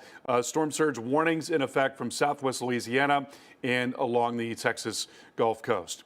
Well, we're still watching a serious crisis out west with wildfires, and here's Julie with more on that. That's right. Those unrelenting fires blazing the west. The Bobcat fire approaching 100,000 acres, and it's only 15% contained, making it one of the largest wildfires in Los Angeles County history. Fire officials hope lower temperatures and calmer winds Monday and Tuesday will help them get the upper hand in this blaze. Still, though, more than 80 wildfires burning in the west. We have gotten a little bit of moisture over the past week, and we'll get a bit more here, particularly in the Pacific Northwest over the next week coming up. So that will help a little bit, but right now still just a desperate situation out here. Portland looks like will be dry through about Tuesday. Wednesday starting to get a little bit of rainfall. Maybe some thunderstorms coming in, though. That's what we don't want. We don't want the lightning, which could spark more fires, and then some more rain coming in on toward the weekend. Air quality is still pretty poor in a lot of these areas as well. You'll see in brown here, these air quality alerts are still up, so we're still dealing with that issue. And unfortunately, the smoke continuing to be a real problem. Of course, we can kind of see it here where it's forecast to go even in through Tuesday, still staying pretty thick out there and pretty uncomfortable there as far as the wildfire smoke forecast is concerned. So really, we're looking at any help we can get out here year to date. It's been a pretty awful year for the western wildfires with over 7 million acres burned year to date. Be sure to stay with the Weather Channel. All-day coverage of Beta will bring you the latest developments as they happen, plus the expert analysis you won't get anywhere else. For the second time, the National Hurricane Center has run out of names. We're now using the Greek alphabet. We have Tropical Storm Beta moving slowly in the Gulf of Mexico. It's set to bring heavy rain, gusty winds, and storm surge to the Texas coast, and it won't stop there. Meteorologist Mike Seidel is in Port O'Connor as Texas and Louisiana brace for impacts from another Gulf Coast storm. Welcome into special coverage as we track Tropical Storm Beta. We are now in the Rolodex of Greek names for the rest of the hurricane season, which officially lasts until the end of November. I'm meteorologist Julie Martin, along with hurricane specialist Carl Parker. We're going to get to Carl in just a moment, but first, the Texas coast already seeing the impacts from Beta. You can see here the storm surge pushing into the west end of Galveston. Reports of 1.5 to 2 feet of inundation. A storm surge warning now in effect, and in nearby Jamaica Beach, Texas, the water is also rising. Reporter Justin Michaels is in Jamaica Beach. He shows us the water inundation taking place there. For the most part, people have evacuated voluntarily here in Jamaica Beach, Texas, ahead and now during Beta. Beta is pushing through, and you can see some of the storm surge that's happening. This is all coming in from the bay. This is salt water, so this is coming in from the bay. It's all a result of this storm continuing to push through. Now, as high tide comes later this evening, right after dinner time, there is concern. Could we see 2 to 4 feet of storm surge? It certainly is possible, and those warnings are up. There's a storm surge warning, a tropical storm warning, and also a flash flood watch in place here in Jamaica Beach, in Galveston's west end, not far from where I'm standing right now. And these people here, you know, they're used to this. You can see, though the houses are empty right now, they're all lifted. And that's because they're used to this kind of flooding. And in fact, if you go back to Ike, people always talk about Ike coming through, putting as much as 18 feet of water on this street and many other residential streets in this part of Texas. Imagine that, 18 feet of water. We know we're not going to experience that with Beta, but still, people are heeding the warnings and doing everything they can to stay safe. In Jamaica Beach, Texas, Justin Michaels, the Weather Channel. Justin, thank you. Here's what we know at this hour. The National Hurricane Center says Beta will be a long-duration rainfall event from the Middle Texas coast to southern Louisiana. The Galveston-Port Bolivar ferry service was suspended Sunday morning due to high tides. No word on when that will reopen. And the north and south beaches at Padre Island National Seashore are closed due to coastal flooding. Getting the very latest here on Tropical Storm Beta, we have a 60-mile-per-hour storm spinning in the Gulf of Mexico right now. It is moving just a little bit more than it was at 5 miles per hour to the west-northwest, with the expectation that it will continue to take that path and really not intensify all that much, as it will be encountering plenty of dry air, but bringing a lot of rainfall regardless of that. So looking at Monday into Tuesday, those impacts reaching the Texas coast. We're talking about Galveston. We're talking about Houston being in line for maybe some heavy rainfall as well. The storm rapidly weakening once it does make contact with land, but still dumping plenty of rain in any of these areas in red here, all the way back in through Louisiana, which of course has been hit so hard already this year. Tropical storm warnings are up in Louisiana from Morgan City and through Cameron Parish, still recovering there from Laura. Galveston, Houston, right all the way down to Corpus Christi, at least we still have a tropical storm watch. So a big, wide piece of real estate here where we think those impacts could certainly be felt. And as Beta approaches the Texas coast, a voluntary evacuation has been issued in Calhoun County. That includes the city of Port O'Connor, and that's where we find meteorologist Mike Seidel. This is Matagorda Bay in Port O'Connor, Texas, all churned up by the wind around the backside of Beta, still well offshore and still moving pretty slowly towards the Texas Gulf Coast. Look at the water, like a giant bathtub. Now, we've got the barrier islands off to the east, so that protects us from the full brunt of the wave action in the Gulf. But also notice to the east and north, clouds encroaching from the far reaches of Beta. And we're going to have some rain, at least some rain in here later today and tonight. The brunt of the storm hits tomorrow night, and Tuesday we have a flash flood watch. This morning at high tide, water rising up to 2.5 feet above normally dry ground. And look at the docks.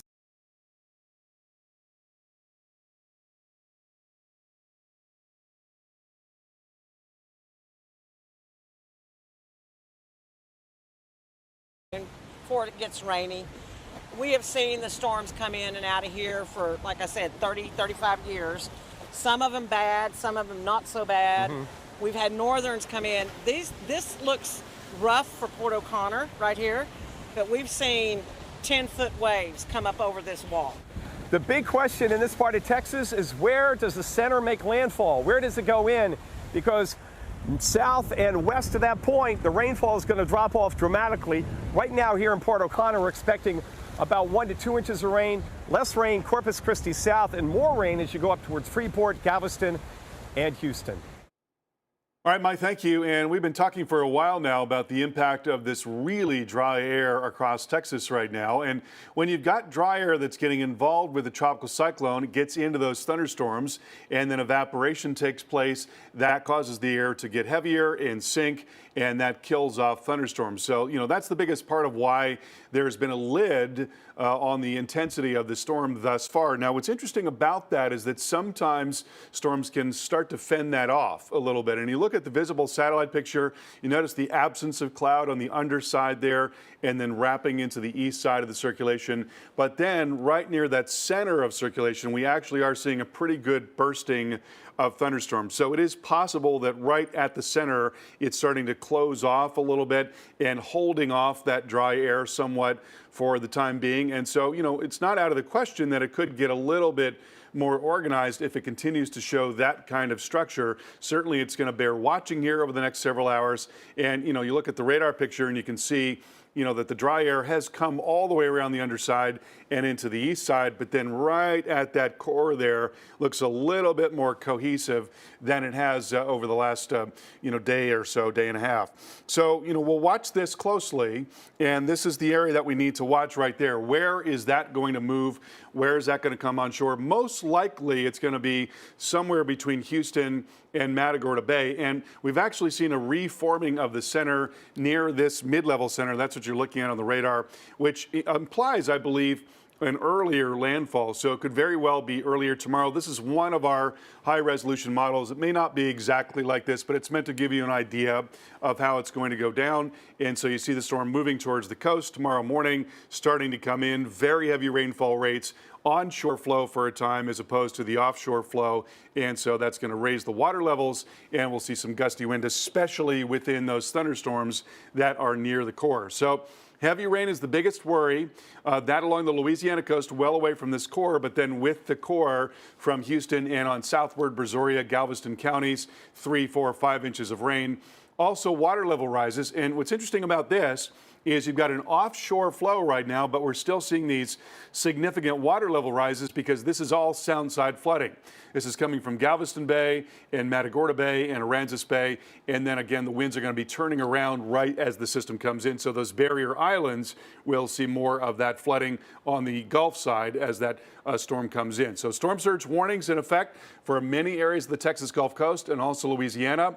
Winds right now are gusty, getting up to at 43 miles per hour offshore at a buoy there. And that's the type of thing that we expect to see coming in probably overnight tonight and into tomorrow morning. There you see the tropical storm force wind probabilities, and they are highest from Houston and on southward. And so probably not a whole lot in the way of structural damage, Julie, but certainly we could be talking about some tree limbs or trees coming down and some power line damage as well as the storm moves in tomorrow.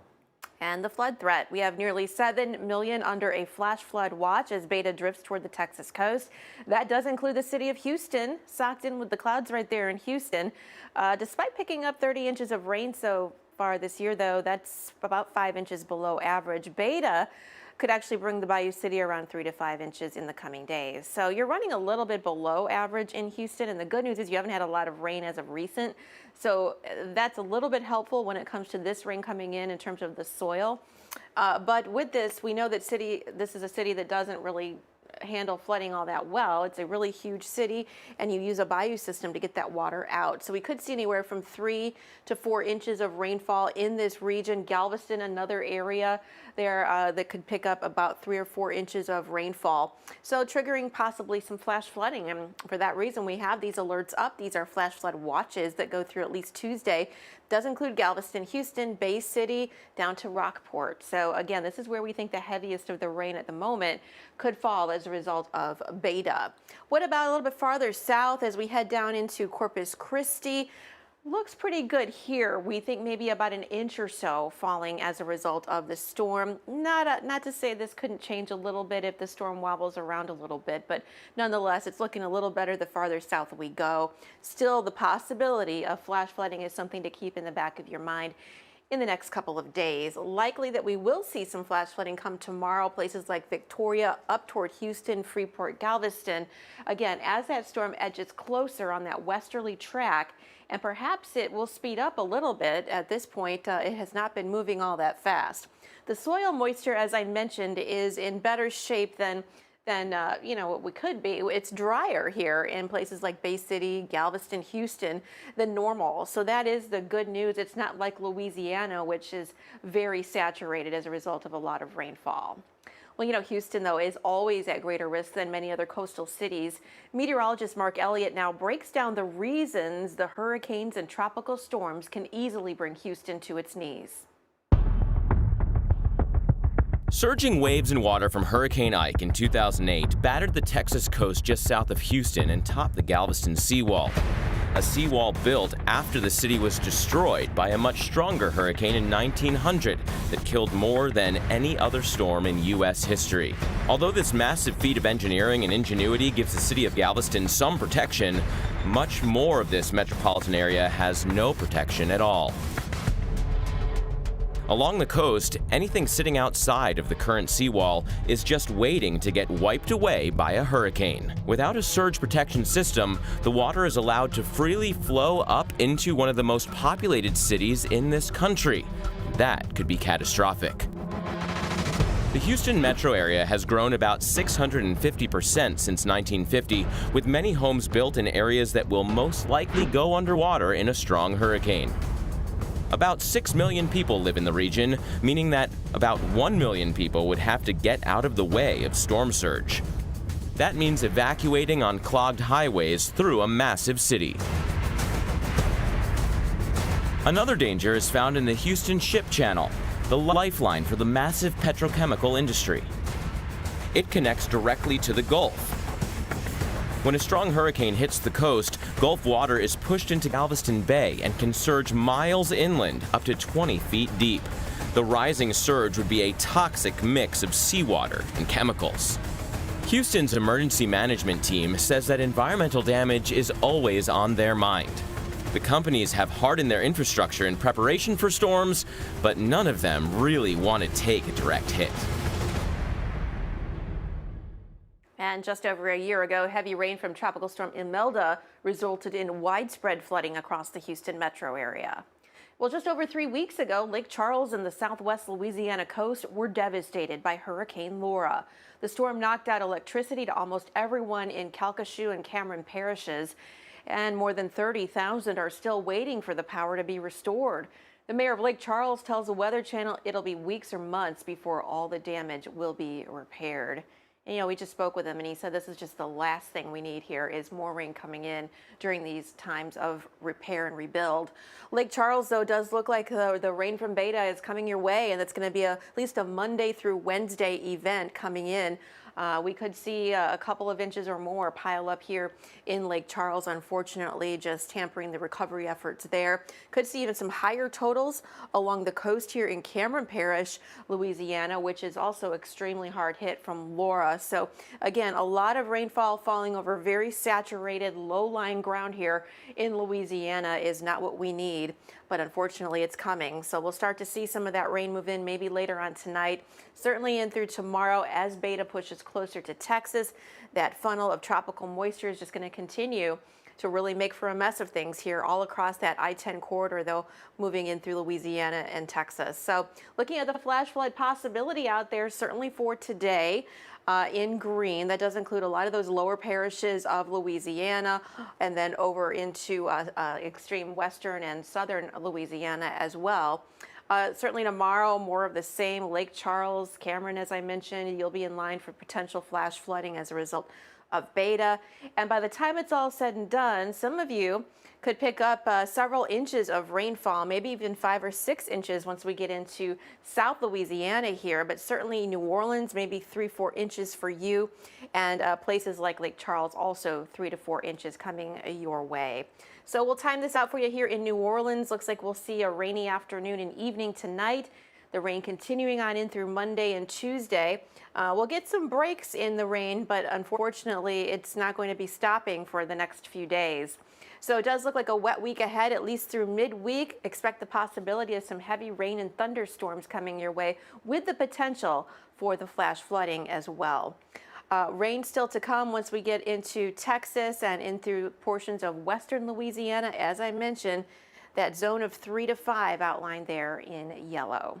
We'll stay with the Weather Channel for all-day coverage of Beta. We'll bring you the latest developments as they happen, plus the expert analysis you won't get anywhere else. We're going to be here on the air for you all throughout this storm.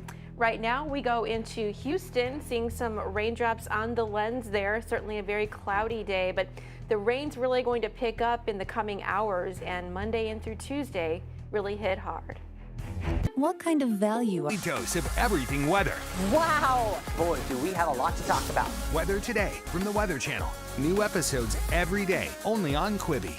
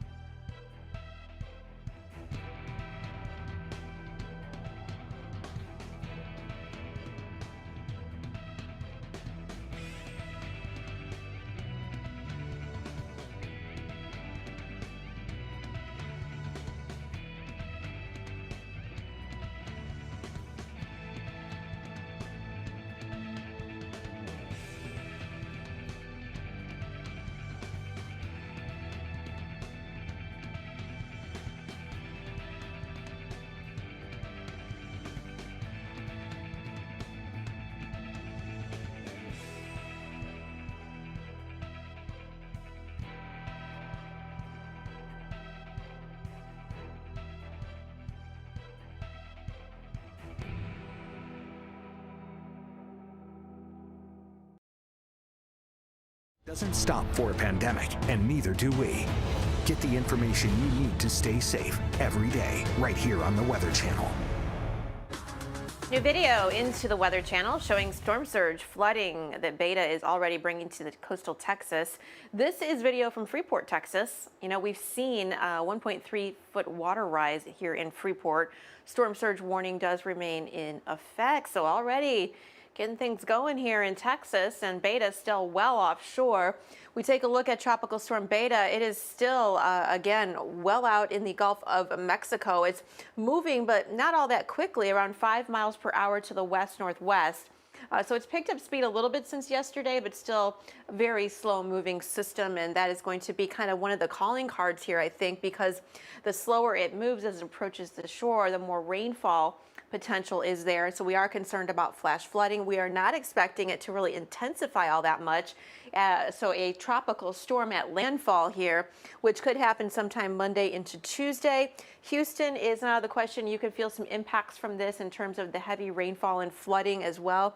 It will weaken rapidly once it does interact with land and then take itself inland, again, dumping more rainfall. But we want to get the lowdown now with Carl Parker, our storm specialist. And Carl, I think that we don't not only this one to worry about, but Teddy out in the Atlantic.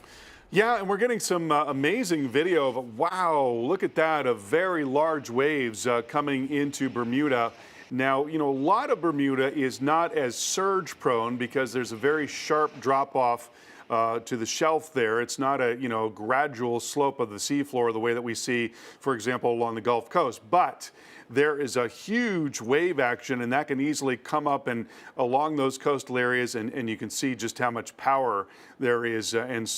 Not surprising that the video shut off moments later as that person ran for cover. So let's talk about this really strong storm. It is now a Category 2 with 105 mile per hour wind, and it is closing in on Bermuda. But, you know, Bermuda is pretty small. It's 21 square miles.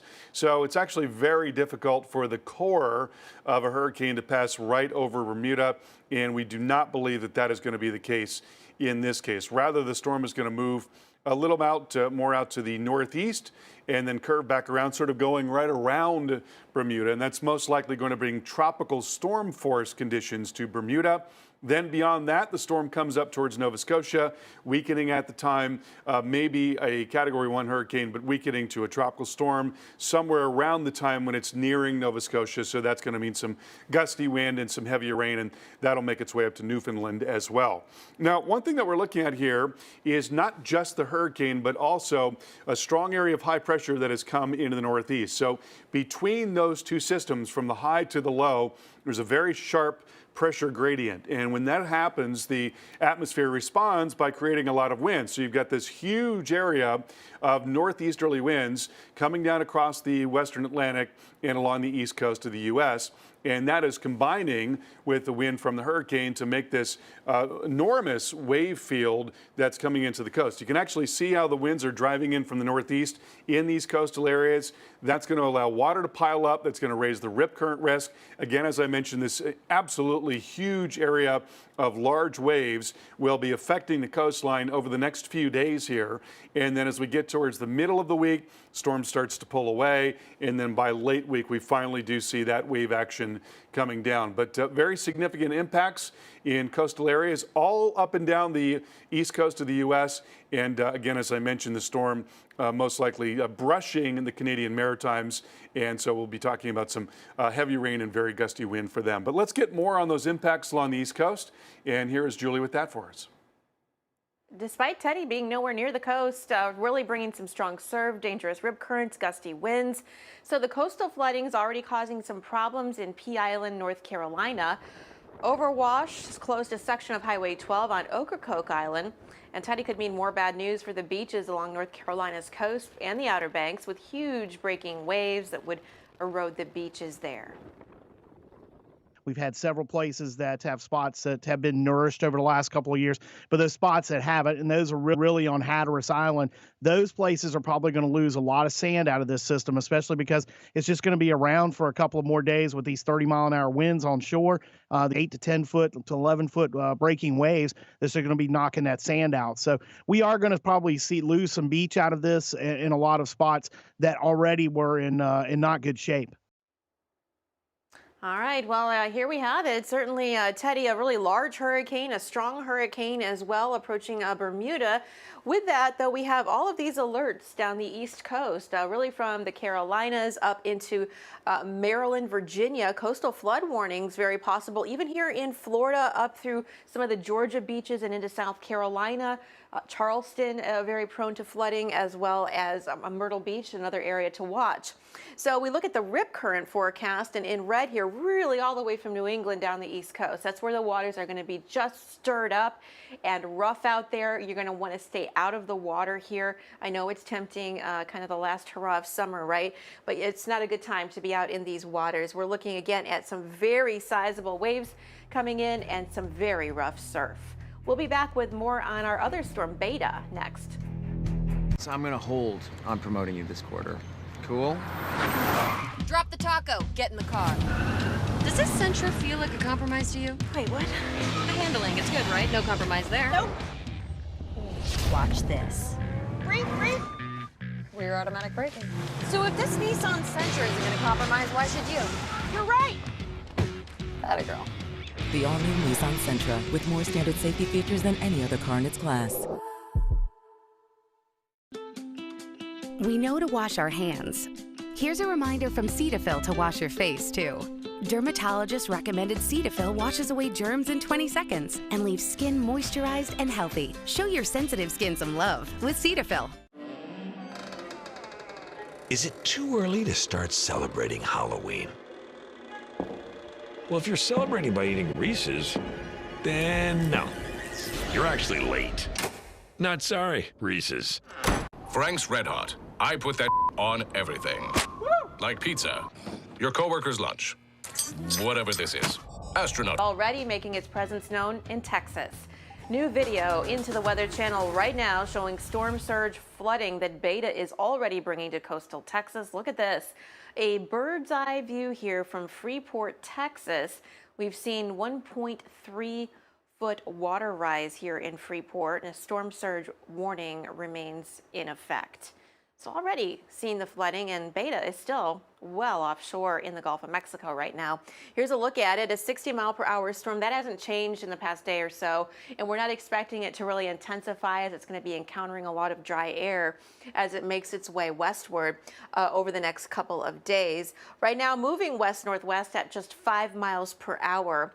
But the expectation by Monday into Tuesday, we're looking at it to interact with land there along the Texas coast and then move inland where it will rapidly weaken. Could still produce a lot of rainfall, though, all throughout these areas. So the flood alert here, I think, is one of the biggest issues here. We will see some tropical storm force winds, or feel those winds, I should say, starting on Monday. So Monday morning, if you're in Galveston here, I'd expect that you'd be feeling some of those in Port O'Connor as well. Beaumont maybe later on in the day on Monday, and then by Monday night, Houston, you'll be feeling at least some tropical storm force winds along with some heavy downpours. So rain still to come looks like this. Our rain threat is real here, 3 to 5 inches along some of these coastal areas that are already saturated, like Cameron Parish here in Louisiana, hit real hard during Hurricane Laura. Houston, you could also pick up maybe 3 to 5 inches, as well as Galveston. But a lot of Louisiana is going to get a lot of rain out of this as well. So we are concerned about flooding. Severe thunderstorms are also possible. They always are with tropical systems, little spin-ups, tornadoes. Those can happen at any point, and they're hard to see. So anyone here in this zone, just be prepared for some rough weather, perhaps some severe weather associated with the system as it moves onshore. But let's take a look now at the bigger picture with Carl. Some of those big takeaways, Carl, I think might be that flooding, though. Yeah, I think that's going to be the biggest thing that we need to be concerned about. And we've been watching this dry air for the last couple of days here. And, you know, it's just really, really difficult for tropical cyclones to thrive when you've got that amount of dry air. I mean, this vast pool of dry air across Texas and into the western part of the Gulf, which is not to say that they won't try from time to time. And we've actually seen that here. You notice the lack of cloud on the underside wrapping into the east side there. But then when you get a little closer, you see there's been a big burst of thunderstorms about that center. So from time to time, the storm will try to encircle itself with some more humid air, and thunderstorms will blossom. It'll try to fend off that dry air. But you look a little bit more closely there, and you can see now the dry air is actually making a little bit of progress into that east side. And I think the radar is certainly bearing that out. Whereas a couple of hours ago, we saw this more robust area of convection or thunderstorms. Now it appears to be on the wane on the east side. So, you know, that's a pretty typical thing for the storm to sort of, you know, go up and down in terms of organization, look a little bit healthier from time to time with a big burst, and then start to take in a little more of that air. I mean, that's how they work. When they develop all these thunderstorms near the center, well, that increases the latent heat release, and that draws in even more air. And if it's drawing in drier air, well, that's going to help the thunderstorms to collapse once again. So this is what it's going to be fighting over the next couple of days, and why we think there's going to be a lid on the intensity of the storm. It's most likely going to be a mid-grade to maybe strong tropical storm. Here you see one model solution. I think it's a pretty good one, actually, because the center reformed farther to the east. I'm going to wind that back a little bit, and we'll do that one more time. The center reformed near that mid-level center that we just looked at on radar. And so, you know, could very well be that this is coming in earlier tomorrow, like more towards tomorrow morning. And as that core comes in, that's going to be the business end. That's where the strongest of wind is going to be. That's where the heaviest of rain is going to be. And that's probably going to be somewhere between, say, Matagorda Bay and getting up into areas south of Houston. So as Julie mentioned, very heavy rain on the way. That certainly is going to be a worry for a lot of areas. Storm surge is going to be an issue. Right now we're seeing sound side flooding, but it's going to be more of an onshore flow as the storm is coming in tomorrow morning. So storm surge warnings there all up and down the Texas coast. And in terms of wind, we are seeing some gusty wind now, gusting to 35 in Galveston, and that is likely going to step up overnight tonight. And so, Julie, there could be some areas from Houston and on southward in particular where we see some tropical storm force winds, particularly tomorrow. Over to you. All right, we'll stay with the Weather Channel for all-day coverage of Beta, all-night coverage as well. We're going to bring you the latest developments as they happen, plus the expert analysis you won't get anywhere else. Taking a live look here at Galveston, check that out. Those waves are really kicking up there already in Galveston, right along the shore, and expected to grow in size as Beta draws nearer. I wanted a dose of everything weather. Wow! Boy, do we have a lot to talk about. Weather Today from the Weather Channel. New episodes every day, only on Quibi. Welcome back into continuing coverage as we track Tropical Storm Beta, a long-duration rainfall event setting up for parts of Texas and Louisiana. Places like Houston, Galveston, New Orleans, and Alexandria, you're all in for some rain. In Houston and Galveston, you're under a flash flood watch until Tuesday night. So yeah, it is definitely going to be the wet weather that's maybe most concerning with this. We're not expecting a lot of intensification with the tropical storm, but we will get a lot of rainfall, and in some cases could see as much as 5 to 8 inches here in some of those southern parishes of Louisiana. In general, along the coastal areas and in as far as Houston, could see maybe 3 to 5 inches, and that's certainly enough to cause some flood issues in all of these low-lying areas. So we'll be watching that for you, but certainly a heads up, our flash flood watch extending in through Tuesday does include Port O'Connor, where Mike Seidel is on location for us, also Galveston, Texas, Bay City, and Houston, the city of Houston, under a flash flood threat as well. We are looking in and around Houston at maybe 3 or 4 inches, so some of these areas could